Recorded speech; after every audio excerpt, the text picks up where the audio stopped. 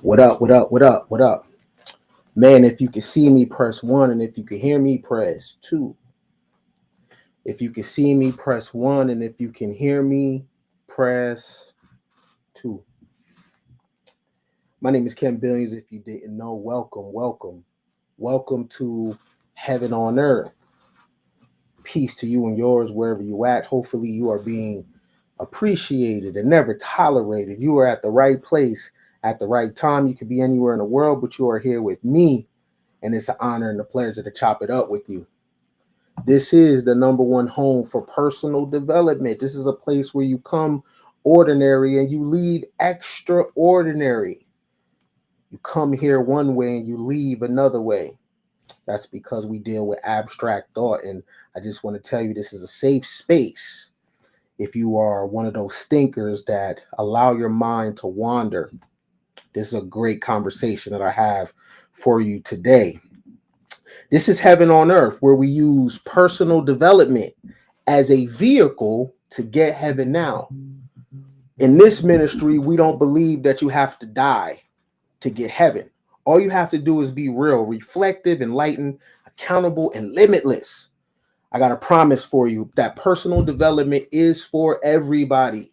Doesn't matter about your economic background. It doesn't matter about your dating preferences. It doesn't matter how your hair texture is or your skin tone is. Personal development is for everybody. That is my promise to you.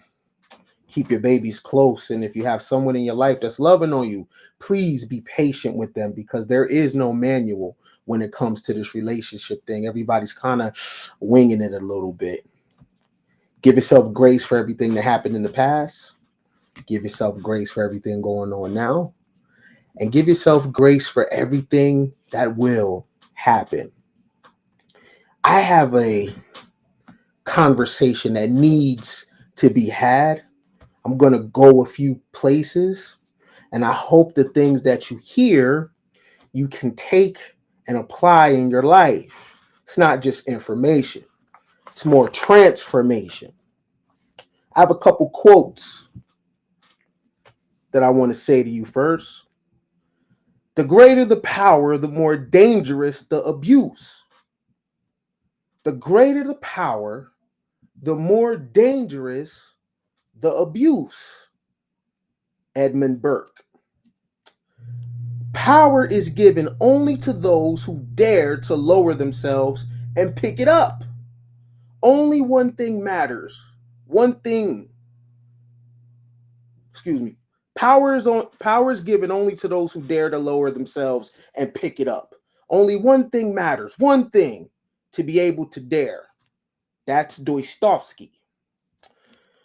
The most common way people give up on their power is by thinking they don't have any at all. That's Alice Walker. Today's a conversation about power. What is it? And why is power something that nobody will turn down?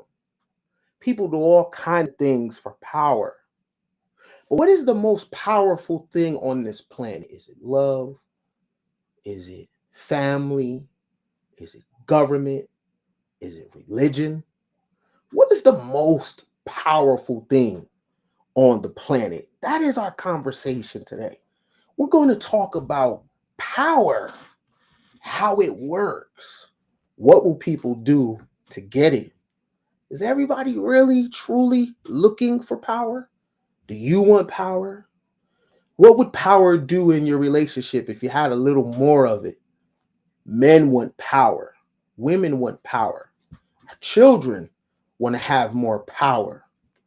Governments want more power. Nations want more power. The church wants more power. It seems power is the greatest thing that an institution, an individual, a family, a nation can have. What is power? Today's conversation is the sad truth about the 48 laws of power. So, my 48 laws, you see, it's all tore up, right? I first read the 48 Laws of Power when I was 18. I got the book. It was passed to me by somebody that was doing crime. See, the people that I knew that read the 48 Laws of Power when I was 18 were criminals. It was people in the street. That was many moons ago. And I seen that the book wind up going in different directions and people referencing the book. I seen women reading the book. I put women on the book. I seen people that never been in the streets with the book. I seen people that had a square background with the book. Again, when I first seen the book, when I first read the book, it was people in the trenches, right? It was about getting the one up on your competitor, right? Being able to use manipulation to take over somebody's block or their strip. Again, when I first read this, many moons ago, many moons ago. But if you have a copy of the 48 Laws, if you have read the 48 Laws of Power, you are not a civilian, right? If you have ever read the 48 Laws of Power, if you have a copy of the 48 Laws of Power, you're not a civilian. You're with the shit, right? You and a criminal are the same. You and that politician are the same. If you have read the 48 Laws of Power, you are the same as everybody else that read it, even if you don't have blood on your hands. And what makes you the same is that you have dabbled in something called dark psychology. If you deal with dark psychology, you are no longer a civilian. I don't care if you're a woman that has never been in streets. I don't care if you're a man that has never busted a gun. If you have a copy of this book, you are not innocent because you have dabbled in dark psychology. What is dark psychology? Dark psychology encompasses a range of concepts and strategies that individuals employ to exert control and influence over others. These methods are often rooted in manipulation, deception, and exploitation, with the ultimate goal of achieving personal gain or power. If anybody has this in their bookshelf, you are not a civilian. You are very much guilty, right? Because you have dabbled in something that people can't see.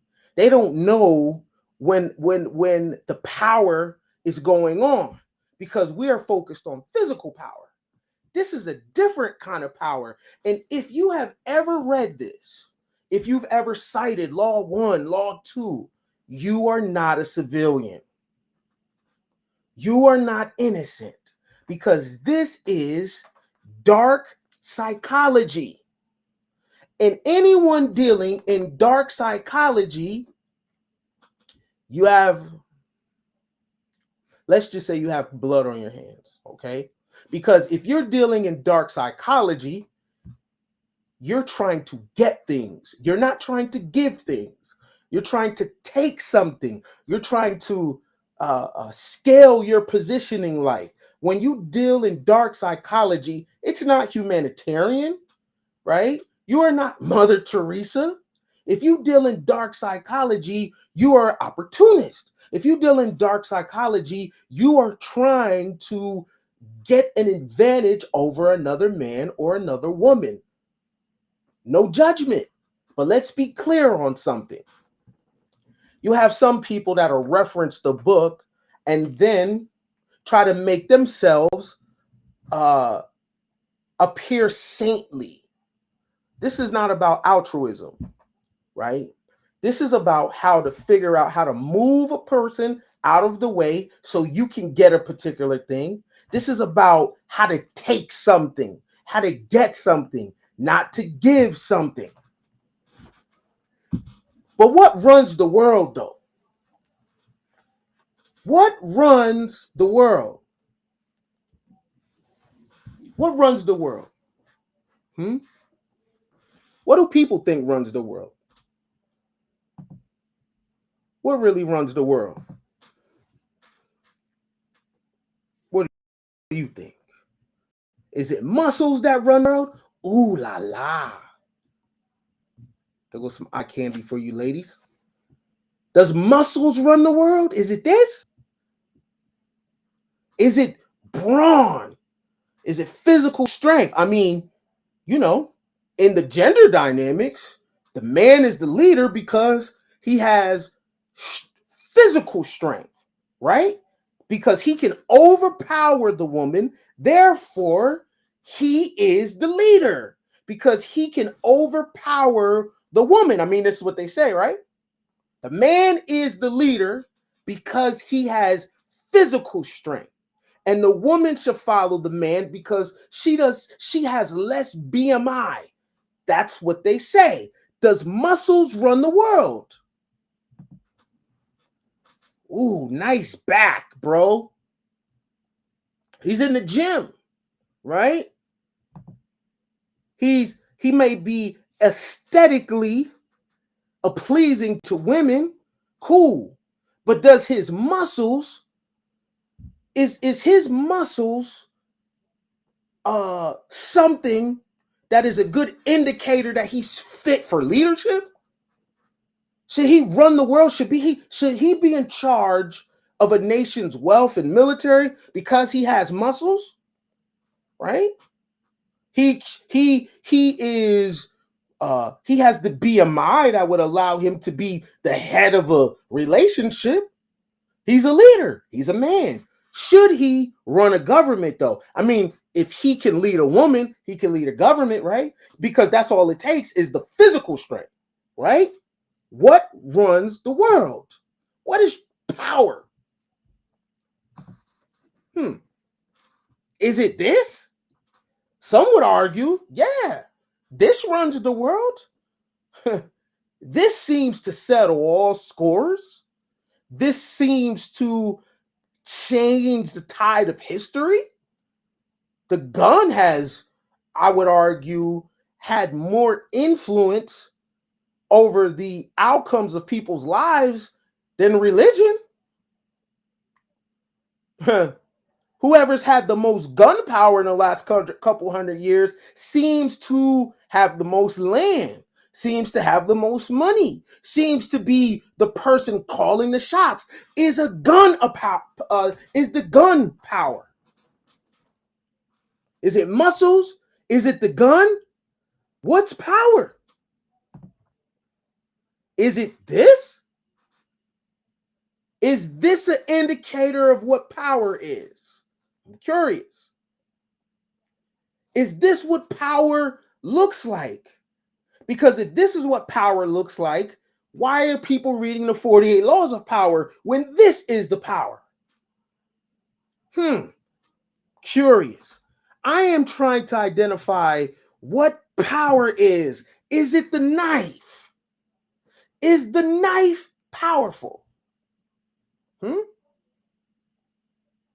Is it the muscles? I'm curious. Is it muscles? Is that what power is? Is it having a good back? Is it the gun? Is it these fighter jets? Is it the knife or all of the above? Or is it money? Now, money's very interesting though, right?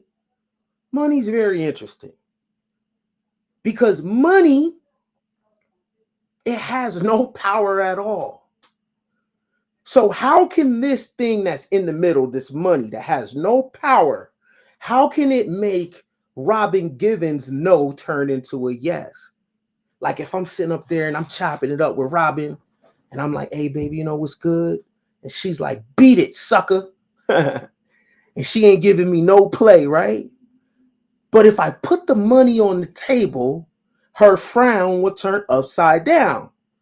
Her no would turn into yes. But how is that possible when the money is not physical? See, I'm talking about power. What's power?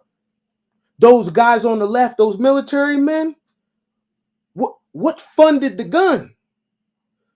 This is about money, right?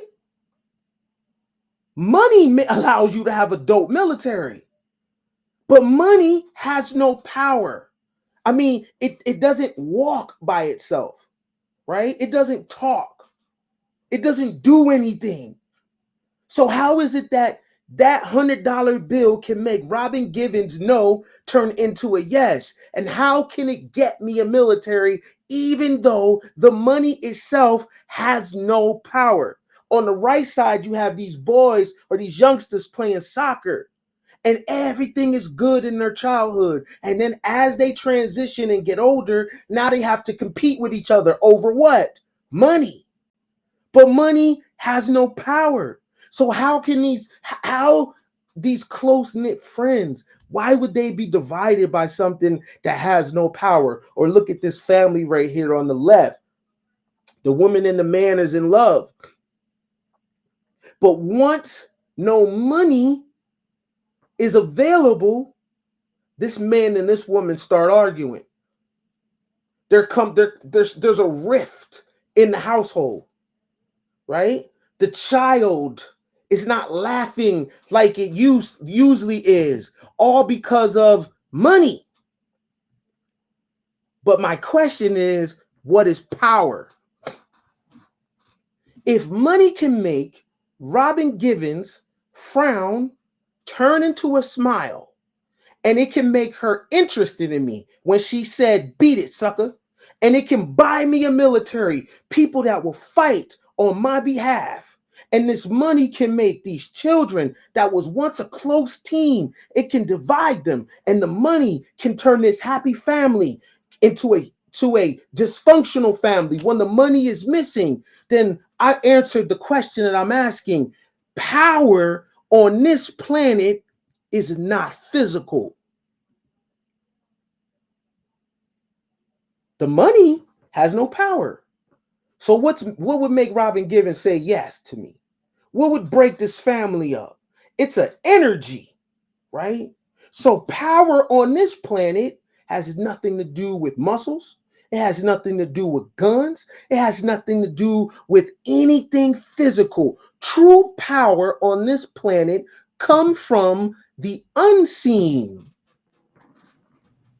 This is why people run to read the 48 Laws of Power, because true power on this planet comes from the unseen. How do you explain a dollar bill, a $5 bill, a $100 bill? If I put it on the table, it won't move, but I can make people kill over it because the essence of it and what we think it represents has nothing to do with the physical world. It's an energy going on somewhere else. That's why people read the 48 Laws of Power, because the number one power on this planet comes from the unseen.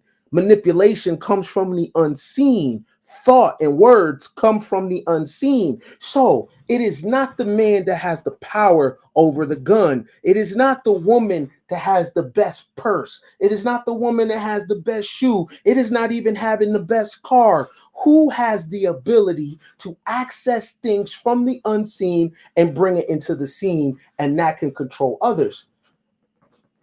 Psychology has big guys working for little guys. Dark psychology, turns a woman's no into a yes. Dark psychology has mercenaries working for punks. Why do people read the 48 Laws of Power? What is it? This doesn't teach you how to fight. What is in this book that is so interesting? The ability to use your mind. The ability to use your mind is the most powerful thing on the planet. It is not the gun. Those who have the best mind control the men and the women that use the gun. Those that have the best mind have people fighting their wars. If you know how to use your mind, you can control any man and you can control any woman if you know how to use your words. The word is so powerful that it can move a woman from the East Coast to the West Coast. 48 Laws, right?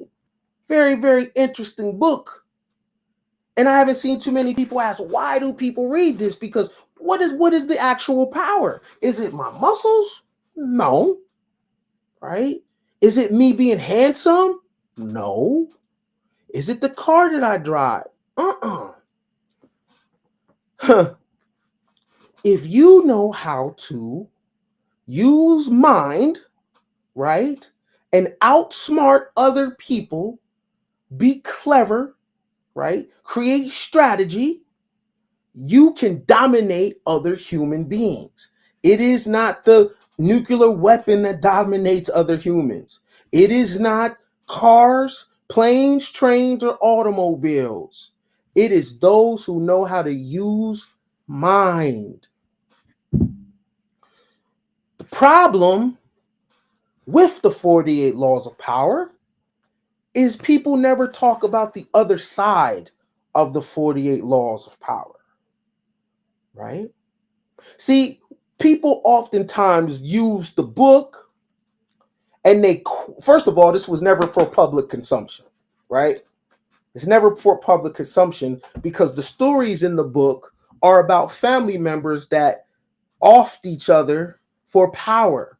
This was never supposed to be read to the masses because the people that are in the book have done treachery. The people that are in the book have poisoned their family members and their close associates just to get to the top. This was never for public consumption. But when you look at the author of the book, Robert Greene, not the most attractive man, pause, right? He was kind of a failure in his mid-30s. And he had an acting career, if I'm not mistaken, that wasn't going anywhere. And he came up with the 48 Laws of Power based on his research, right? And he is a guy that he's able now to be an advisor to powerful individuals that are much bigger than him, much faster than him, much stronger than him. But he has something different than them. He has mind. The woman that has mind does not have to submit to a man, or she can use submissiveness as a tactic to get something that the man has that she needs. She can use her mind for that. The man can be a small guy, come from humble beginnings, be a poor, come from the peasant class, and if he has the best mind, he can use that mind to scale his life and change his situation and live a life that you would never think a peasant could live. But the 48 Laws of Power has two sides. They never talk about the reversal. For example, the first chapter of the 48 Laws of Power, mine is very old, right? Had this many moons. When I got it when I was 18, I didn't quite understand what I was reading because I wasn't sure was I ready to fully go through with the things that I read in the book. See, you got to have a certain kind of stomach for this kind of stuff, right? All emotions has to be removed. No, I'm lying.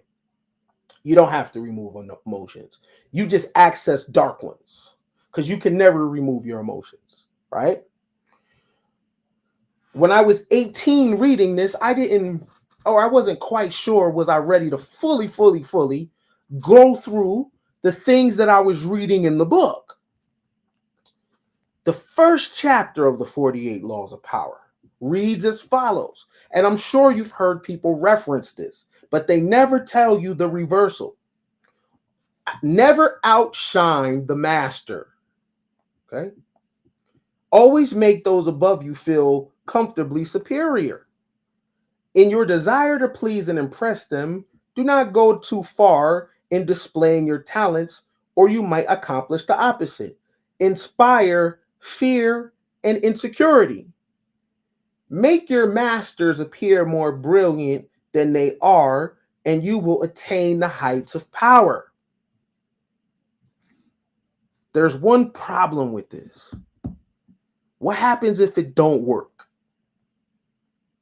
What happens if you read the 48 laws of power and someone else catches on that you are playing these kind of games?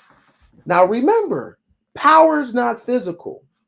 So you may be trying to do these laws on someone that is more built for dark psychology.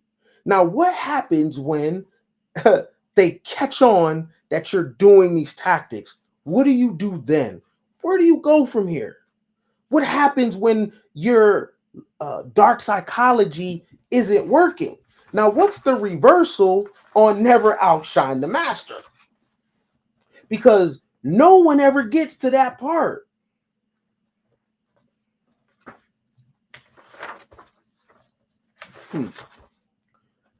Let's go to the reversal.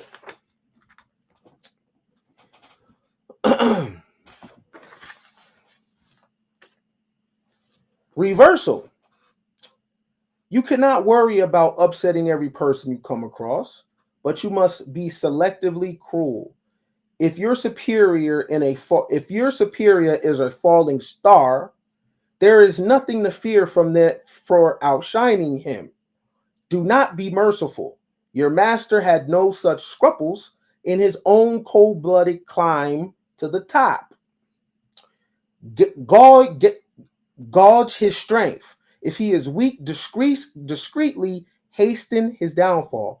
Outdo, outcharm, outsmart him at key moments. If he is very weak and ready to fall, let nature take its course. Do not risk outshining a feeble superior. Yet you know yourself to be the more capable. Bide your time and be patient. It is the natural course of things that power eventually fades and weakens. Your master will fall someday, and if you play it right, you will outlive and someday outshine him. What happens when that don't work? What happens if the person that look like they're falling, right, and you go to outshine them? What happens if it doesn't work? What happens if the individual didn't all the way flip over their cards and you don't know what angle they're coming from? The other side of the 48 laws of power is it doesn't always work, right? And we're dealing with power here, and power is not physical. So if a person is falling off, you can't determine that by their car. You can't determine them falling off by their house. You can't determine them falling off by their clothes that they're wearing, because power is not physical. True power on the planet. The only way you could tell if your master is falling down is if they lose their mind. If you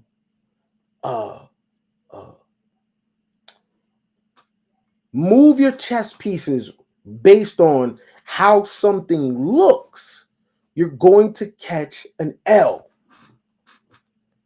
right? You're going to catch an L. There were times in my personal life where maybe people thought I was falling off because I was driving a lesser grade car than they normally see in. So they thought I was falling off, but I wasn't. I just downgraded, right? But my money was coming up. There were times where people see me and I wasn't dressed as flashy as I normally did. And they made an assessment that I was falling off. They made a bad judgment, right?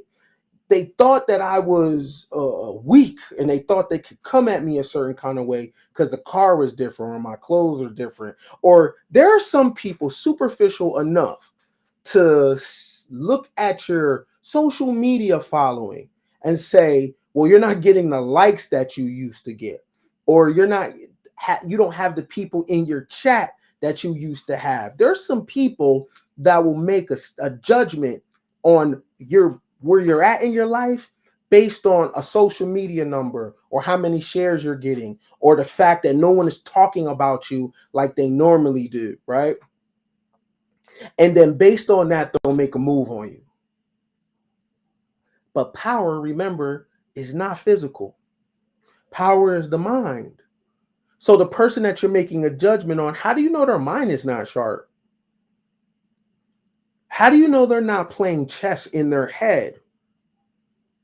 How do you know she has fallen off just because she doesn't wear a weave no more? How do you know she fell off? How do you know she fell off because she don't get her nails done like she used to? How do you know she fell off? Right? How do you know that that woman is not on her A game because she's natural? Right? How do you know? How do you know dude is not on his A game because he's not driving a foreign? How do you know? Right? And what we do is we look at image and grade the image as if the image is telling the true story, and it's not, because power on this planet comes from the unseen. The true power of the woman is in her mind, not her nails, not her face, not her body. I know men say, a woman, her beauty and her fertility, that is the most important thing. Is it though?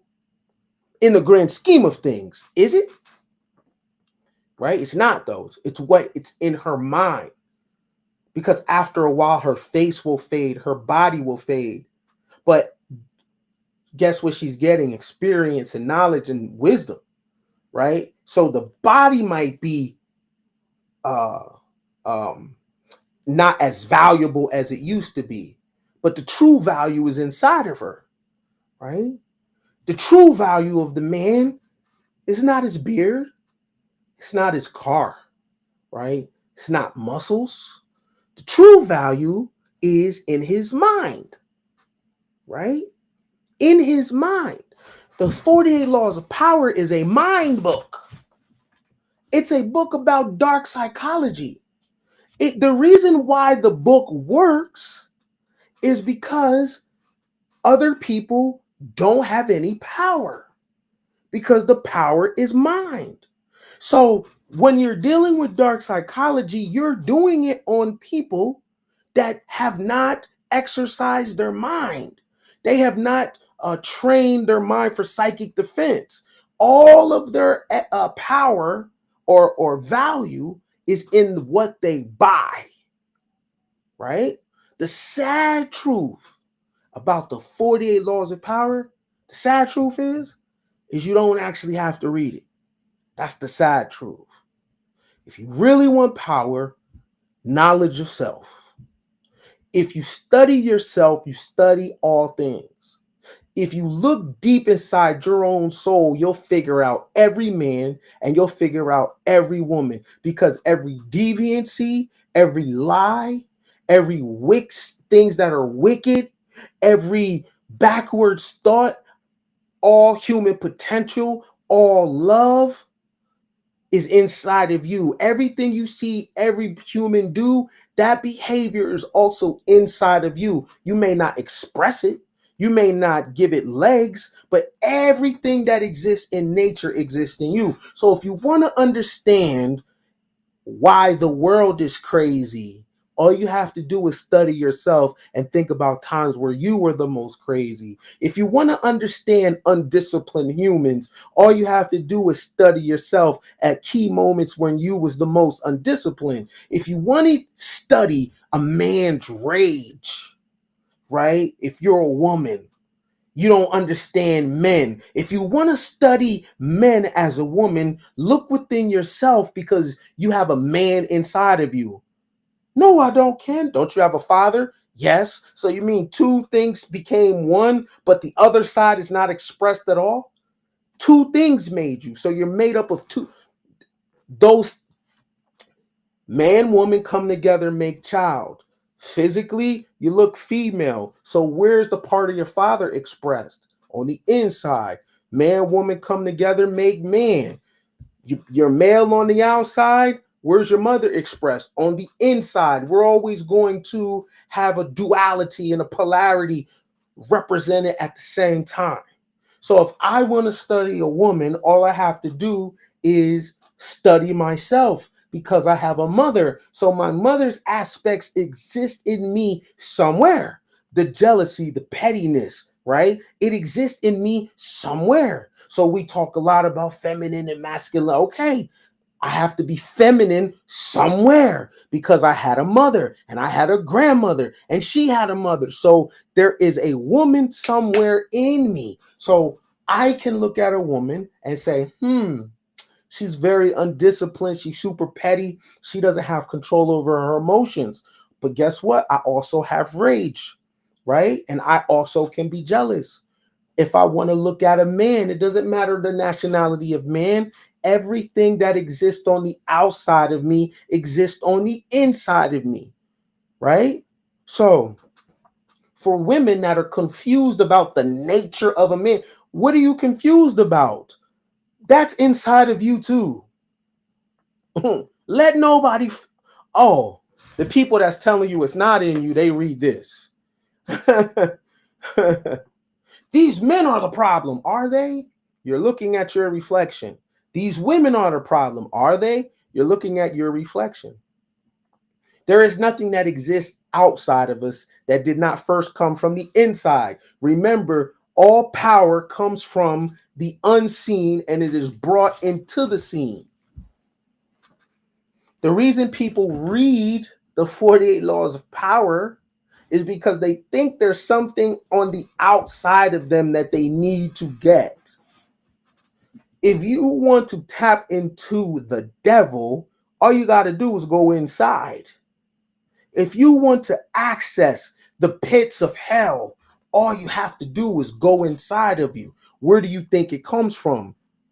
Right? Heaven comes from inside of man. Hell comes from inside of man.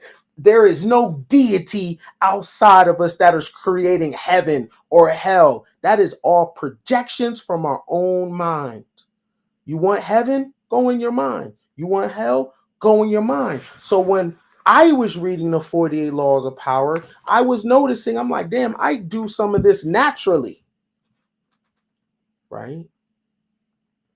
The difference is based on your environment is going to determine your need for psychology. So if you were growing up in Europe where it was very competitive, French, Italian, the Germans, the English, the Spanish, all clashing for resources, and then you have feudalistic cultures, you needed to develop dark psychology, especially those that are coming out of an ice age when resources are scarce. However, if you live in an environment that is abundant when it comes to fruits and vegetables and your diet is clean, you don't eat blood, right? Your tribe is a peaceful tribe. There's no need for you to have dark psychology, right? So this is why people coming from Europe and more warlike what would be the word? People coming from uh, areas where people go to war often. When they were coming to more indigenous people, not saying that the indigenous people didn't fight wars, everybody had wars, but there was a difference though. The people that were coming out of Europe and coming from harsh environments, if they lose those wars, they starve to death.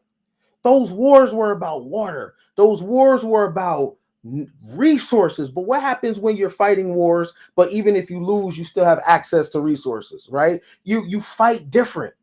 So when these people that are coming from a harsh environment, when they're engaging in warfare with people from a better environment, not only are they using muscle, but they're using psychology, right? There's no need for you to have dark psychology when all of your resources are intact. The 48 Laws of Power is a book based on people coming out of a feudalistic culture where there's a peasant class, where there's nobles and lords, where there's the divine right of kings, where you need trickery to outsmart the next man and outsmart the next woman, right? They're coming from a place where people didn't have private property, right? They're coming from a place where the king, they're coming from environments where the king ruled all, and it was his way or no way. So you needed to develop these dark psychology tactics in order to get ahead, in order to compete. But what happens when you're not from that environment? What happens when you're born in an environment where you could walk up to a tree and eat it? What happens when you're in an environment where the food is plentiful? What happens when you're in an environment where your people know no war? Not all, but there were some people like that, right? So the book was written for very tiny people. The sad truth about the 48 Laws of Power, it wasn't written for very big people.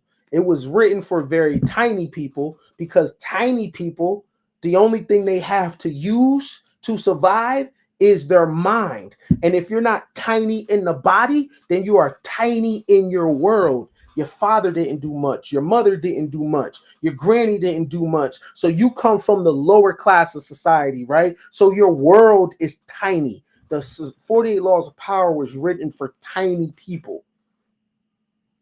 It wasn't written for people that already have power, because their culture, for people that already have power, the day-to-day, they don't need to read this. Their day-to-day shows them how to maintain, right? This is for people on the outside of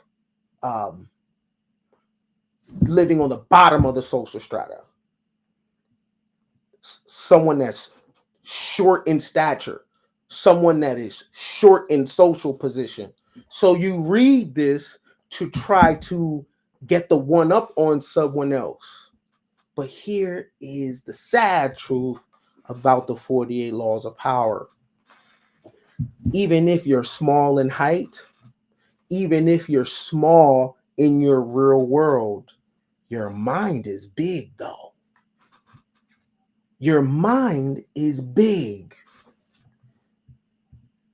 All of this information, all of the platforms, all of the podcasts are teaching you and me to go outward, to fix things on the outside of us. It's the man's problem. It's the woman's problem. It is a black man's problem. It is a white man's problem. It is the government. It's trans. It's Jews. It's all these different kind of people. You have people in our ears saying, that's why you're in a bad position. That's why your life looks messed up. Nobody's telling you or me to go inward, right? You do not have to read the 48 Laws of Power, because everything in this book, you were born with it. You was born with the devil already in you. You was born with God already in you. You was born with love and hate already in you. You was born with strategy already in you. You was born with deviancy already in you. You was born with altruism already in you. Now, how do you synthesize everything? That's a different story, right? To become, that's a different story. Man and woman, know thyself. If you know thyself, then you know you can be manipulative. If you know thyself, you know you can be evil. If you know thyself, you know you have fear. If you know thyself, sometimes you feel jealous, right? Know thyself, right? The sad truth about the 48 laws of power is you read it and you think that what I'm reading is not me. Example, law 2. Never put too much trust in friends. Learn how to use enemies. Be wary of friends. They will always betray you more quickly, for they are easily aroused to envy. They also become spoiled and tyrannical. But hire a former enemy, and he will be more loyal than a friend because he has more to prove. In fact, you have more to fear from your friends than from your enemies. If you have no enemies, find a way to make them. Two things. None of us knew that. Think about your own life. Without ever hearing that, all your beef came from who? People you knew. Your fights came from who? People you knew. Sometimes it was your fault. Sometimes it was their fault, right? What happened to the relationships when you were in the sandbox in elementary school? How did those people become your ops your junior year, your senior year, right? You've already experienced this already, right? Now, if you don't have any enemies, make them. Really? Okay. Well, let's see the reversal to that. What's the other side to that? Reversal. Although it is generally best not to mix work with friendship, there are times when a friend can be used to greater effect than an enemy. A man of power, for example, often has dirty work that has to be done. But for the sake of appearances, it is generally preferable to have other people do it for him. Friends often do this best, since their affection for him makes them willing to take chances. Also, if your plans go awry for some reason, you can use a friend as a convenient scapegoat. Be careful with this, right? This fall of the favorite was a trick when used by kings and sovereigns. Again, what environment are they from, right? A harsh environment, ice age environment. They would let their closest friend at the court take the fall for a mistake, since the public would not believe that they would deliberately sacrifice a friend for such a purpose. Of course, after you play that card, you have lost your friend forever. It is best then to reserve the scapegoat role for someone who is close to you, but not too close. That's why I said anyone who reads the 48 laws of power is not a civilian.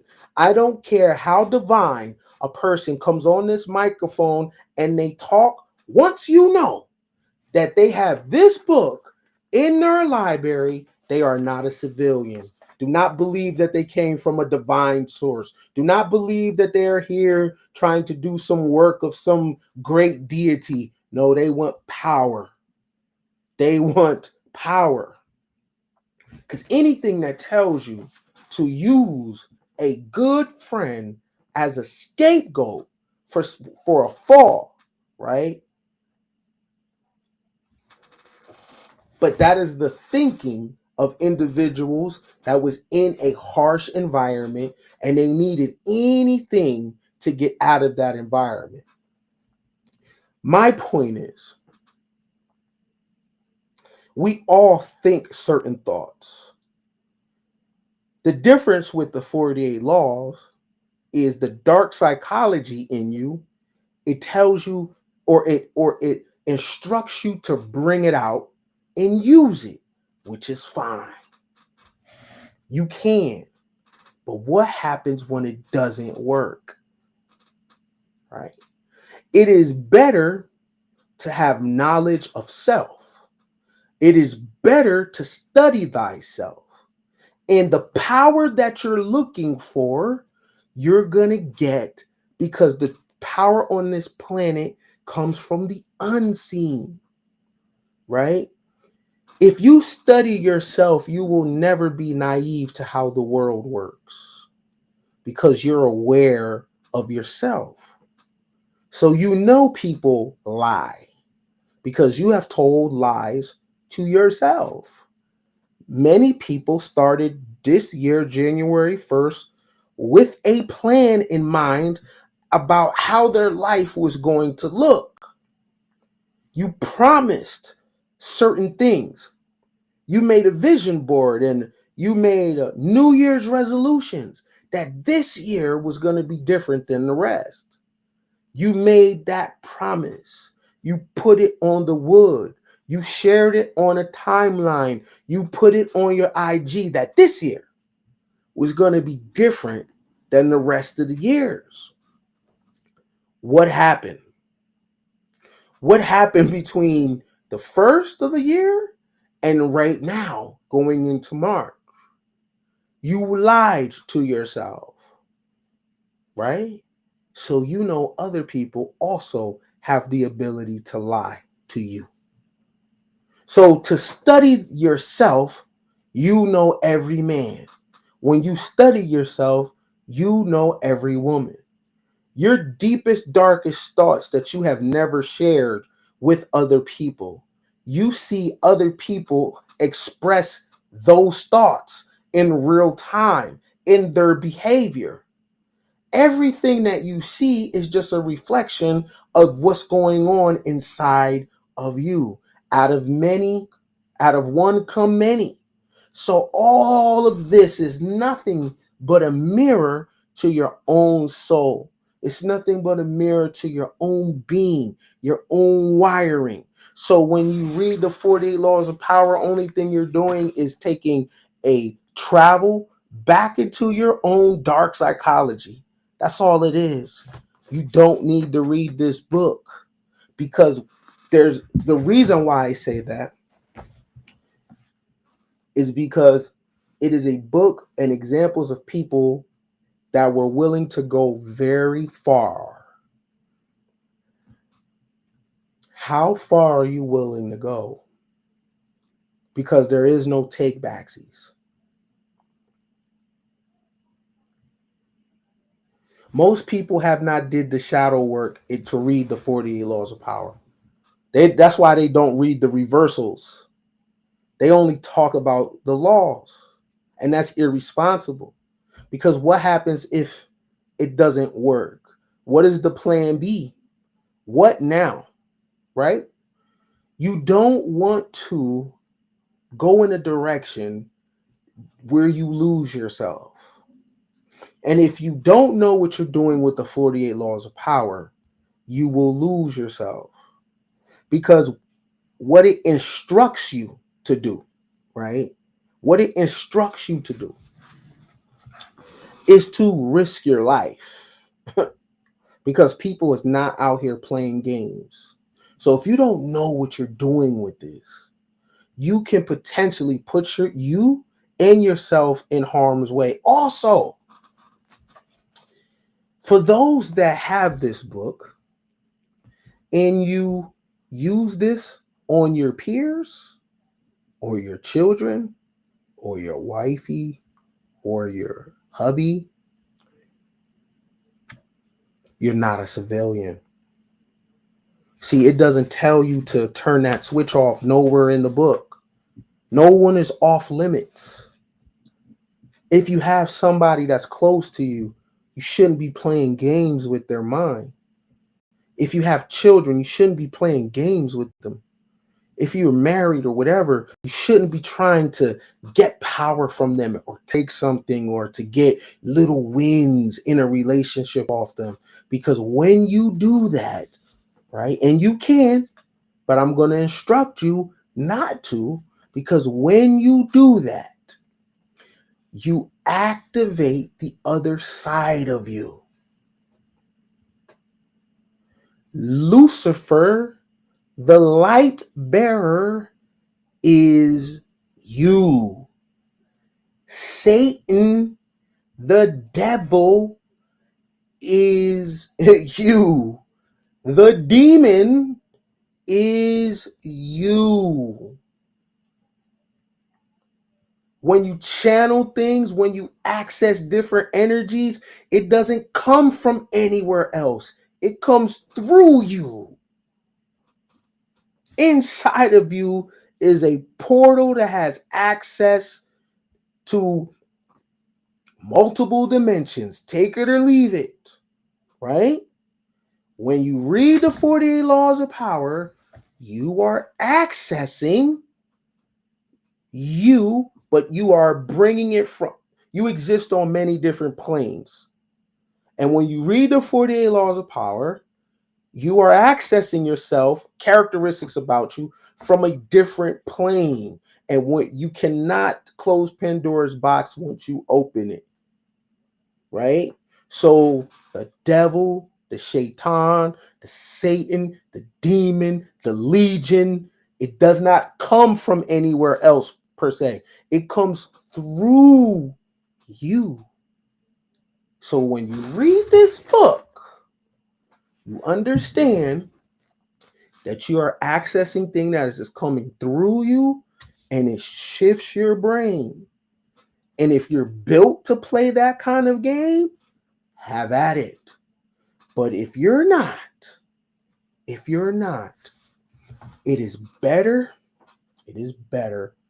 to keep it on the straight and narrow and take it from someone who read this when they were 18. And there would be situations where I would be worrying about smiling too much, or I would not be able to feel the moment. I wouldn't be able to relax. I wouldn't be able, or wasn't able to kick my feet up and just hang out and chill and be an individual, because I'm in my head thinking about how can I get something out of this situation. It's not a good evening unless I leave with more than what I came, or I can't have a conversation unless I figure out how to use an individual. That's what the 48 laws of power does. Listen, everybody that you see quote this is a user. Trust me. They are trying to use you, right? The book is about usury. You are using people. You're putting people in a debt, right? You're trying to get over on somebody. So you're kicking it with somebody that's supposed to be your friend, but they're in their head trying to figure out how to get the upper hand on you. You're in a relationship with somebody that's supposed to be your husband or your wife, and they're figuring out how to try to get the upper hand over you. Or you're with your children and you're doing psychological warfare on your babies. That's what this book does. But here's the flip side. If you think that, if you look at yourself like that, if you're that kind of woman and you're that kind of man, have at it. Just understand that just like there's a price for poverty, just like there's a price for not handling your business, if you accomplish your goal using the 48 laws of power, you're going to get everything that you want. You're going to get everything that your heart desires. Just know you have to give up something, though. That's what the book don't tell you. What are you willing to give up? What are you willing to sacrifice? If you use the 48 laws in corporate America and use it out on the world, understand you're channeling and you're accessing different parts of you, the dark psychology, and different energies are coming through you. But understand you must give up something, right? When you read this book, you give up your childlike innocence.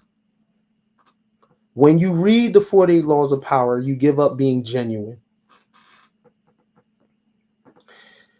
The people that you hear reference this book, why are they reading it? Right? And some would say, I just want to read it so no one does it on me. I feel you. That's what I thought. But you can't read it without becoming it. You're going to becoming it. You're going to become it. Right? So you're waiting for someone to, or you're creating a defense from people doing it on you, right? But in order for you to create a defense for people doing it on you, you must become it itself. To catch the crook, you got to think like one. To catch the criminal, you have to become one. Right? What do they do? They go undercover. So they got to chill with the mob. They got to think like the mob, right? They have to take the mannerisms of the mob. So for you to block someone from doing the 48 laws of power on you, you have to become it. And there's no switch where you click on and off, where you're like, okay, I'm with my baby now. Nope, I'm not going to be on that. No. It don't work like that. Don't work like that. So I gave you my suggestion and my advice. So, hey, just do the inner work, and all the power that you want, you build the inside of you, and it's going to have an impact on your outside world, right? Get it that way. Don't take the path that I took, right?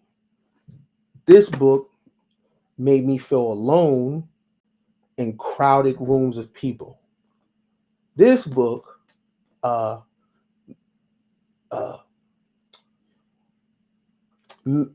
made me play him, not made me. Because I read this book so young, I played in my head when I should have been connecting with people. Because of this book, it was very hard to establish meaningful relationships because I'm playing games in my head of dark psychology. Because of this book, I was never sure who was genuine with me. And there was a childlike innocence and a naivety that I gave up, right? The explorer and the wanderer, the excitement that I had for being alive.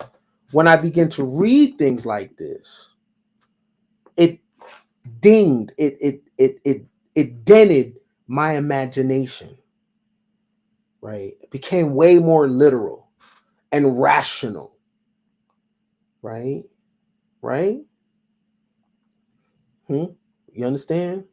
Because I read this book, a part of me is missing to this day at 40 years old. Something about me just ain't the same as it used to be, right? Because I read it many times, many times, right? But here's the flip, because I'm both. If you're a man or a woman that is like, F what you talking about, Ken, all right, cool. I'm going to tell you to go for it, right? Go for it. Go for corporate. Go for having the most followers.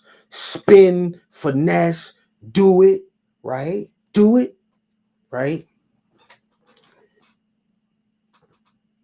But have a place in your mind where you're like, I'm going to go all the way there, but not past there. But if you are the individual that wants everything that the world has for you, cool. Don't try to be normal once you're going. You give that up. You give that up. Don't try to have normalcy, right? Be very unbalanced.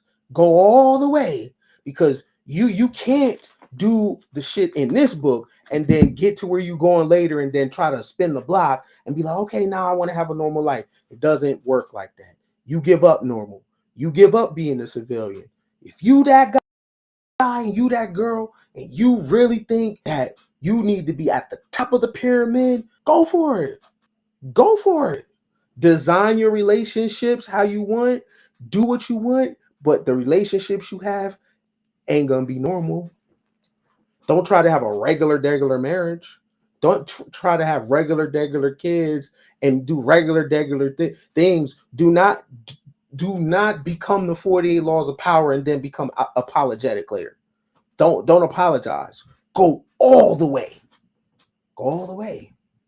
Right? Because you you can't read this and have balance. It's not a balanced book. It's an all or nothing book. So if you are the man that's saying, yo, I came here, fortune favors the bold, I'm gonna tell you to go for it. Go ahead. If you the woman where you're like, I want career, I want this, or I want a powerful man, cool. There's something that comes with a powerful man. Or you want to scale corporate America, cool. There's something that comes with that, right? You might not have time to be a mom, cool. Or you're powerful man, cool. You already know the rest, right? You already know the rest. So I'm down with both sides, right? For me personally, from somebody that went there, you might have better luck than me. You know what I'm saying? I went through some pretty dark places in getting the things I want. I got the things that I wanted, right? And there was a price. As long as you are willing to pay the price for whatever decision that you make, right? And when you do it, or you decide, just don't look back. Don't look back. Keep going forward, right? So, man, I got some super chats, man. I want to recognize that real quick. Oh, what's Baz? What's good? To the max, my beloved. I appreciate you. Long time no see. Long time no hear from. How's it going over on them clubhouse streets, man? I ain't been there in a minute. You know what I'm saying? I love to come back and chop it up and have a conversation with you. Appreciate the 20.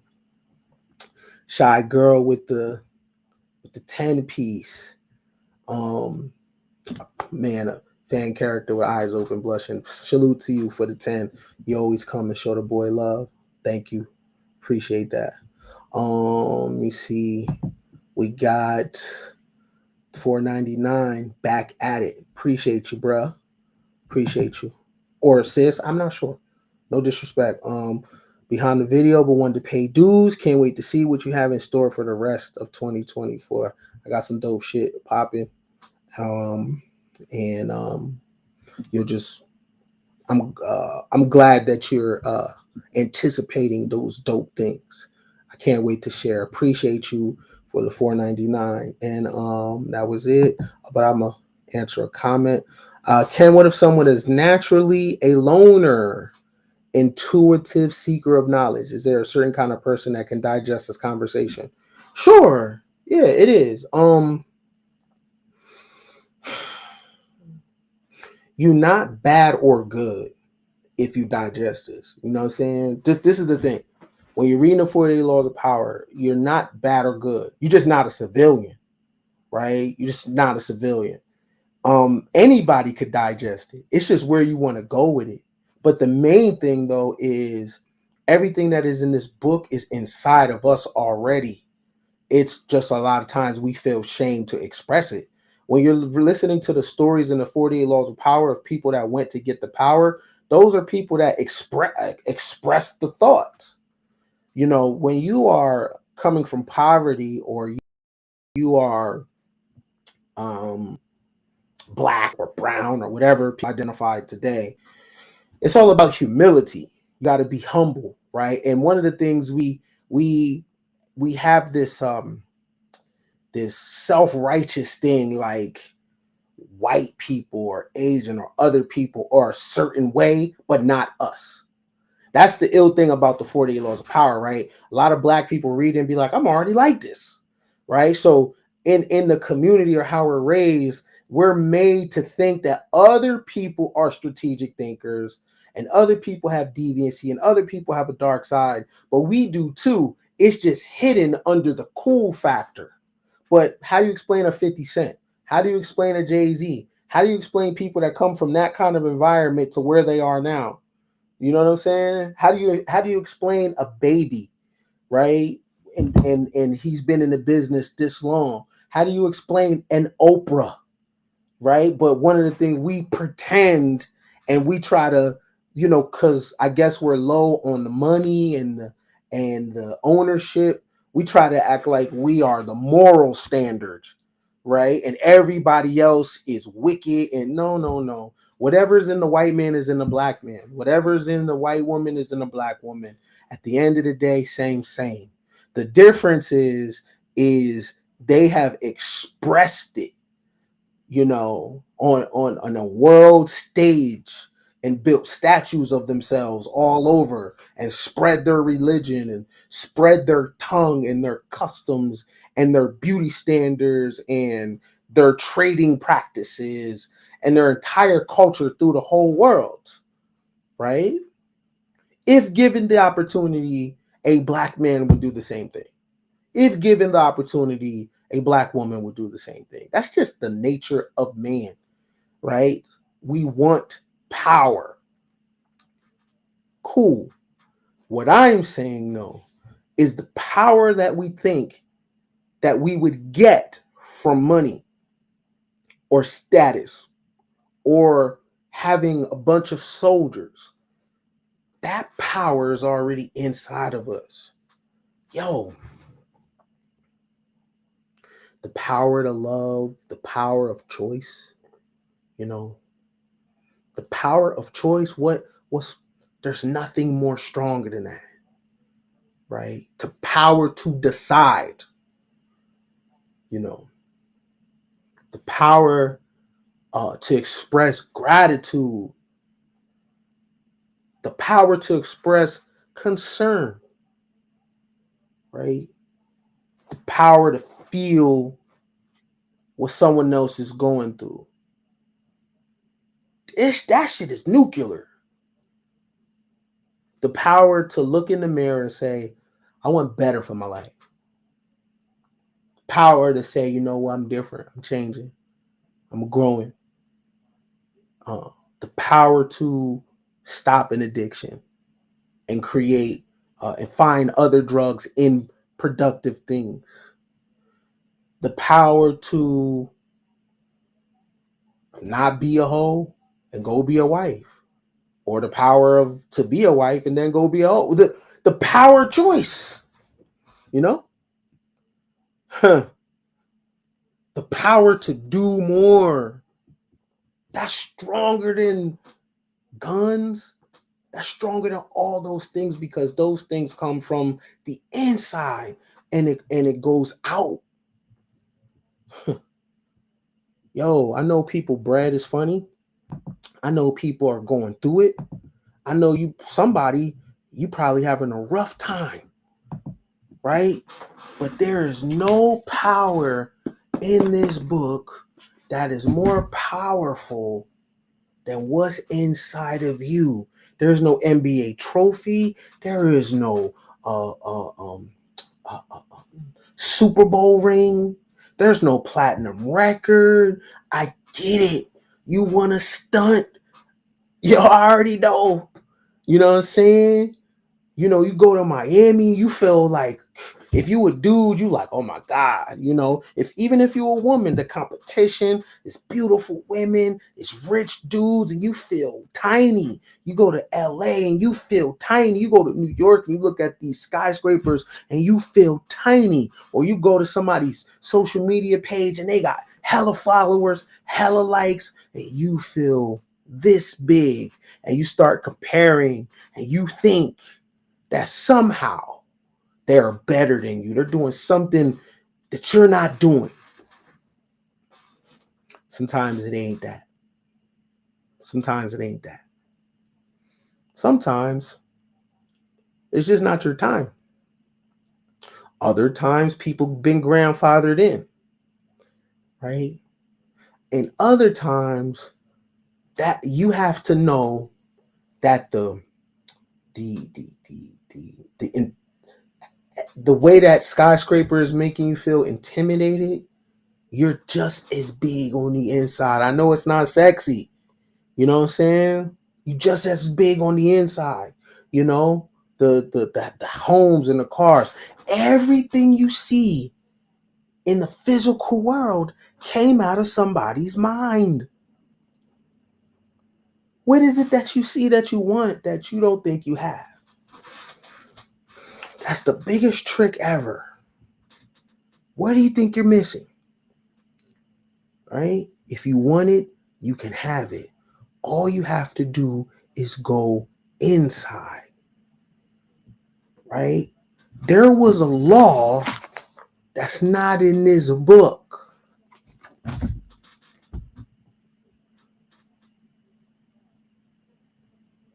And it could be written in one law. Know thyself. You could throw away the rest of the book. It's not in this book. Know yourself, sis. Know yourself, bro.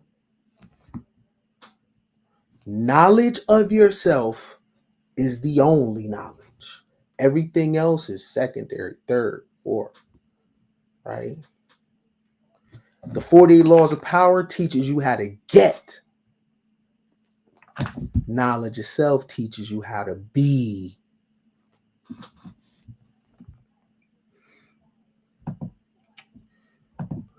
If I can assist on your knowledge of self journey, I would love to. Go ahead and scan the QR code. Put yourself on the calendar. You know what I'm saying? Holla at me. And I can be your accountability partner. You know what I'm saying? And we can further our relationship.